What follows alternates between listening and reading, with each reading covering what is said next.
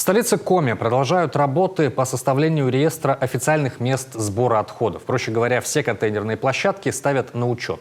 А там, где не могут найти собственника, просто ликвидируют. Так получилось в одном из сыктывкарских дворов. Привычную для жителей мусорку просто убрали. Но привычка – штука сложная. В этом убедилась Виктория Палкина. Вот объявление о том, что бросать мусор здесь нельзя. Только кто-то из местных закрасил текст. Одинокие пакеты за несколько дней собираются в одну большую свалку. А еще месяц назад здесь была контейнерная площадка, которая простояла как минимум 20 лет. Вот эти вот дома, которые близлежащие, они все прилегали вот как раз к этой мусорке. Нам было очень удобно. Поэтому люди с непривычки, которые особенно живут уже очень много лет, им очень было удобно вынести мусор. А сейчас, конечно, получается свалка.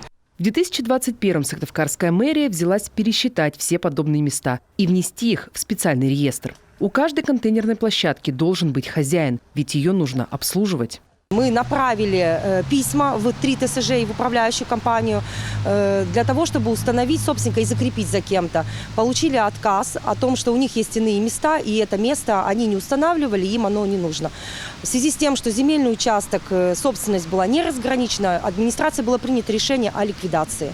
И у этих 3 ТСЖ и управляющей компании есть места, куда можно отнести мусор. Объявления с напоминанием висят на подъездах. Но, как говорят сами жильцы, делать крюк в 100 метров им просто не хочется. Ведь гораздо проще бросить мусор по пути. А по пути у многих как раз опустевшая площадка без контейнеров. По словам экоактивиста Александра Чепурко, именно так и формируются стихийные свалки.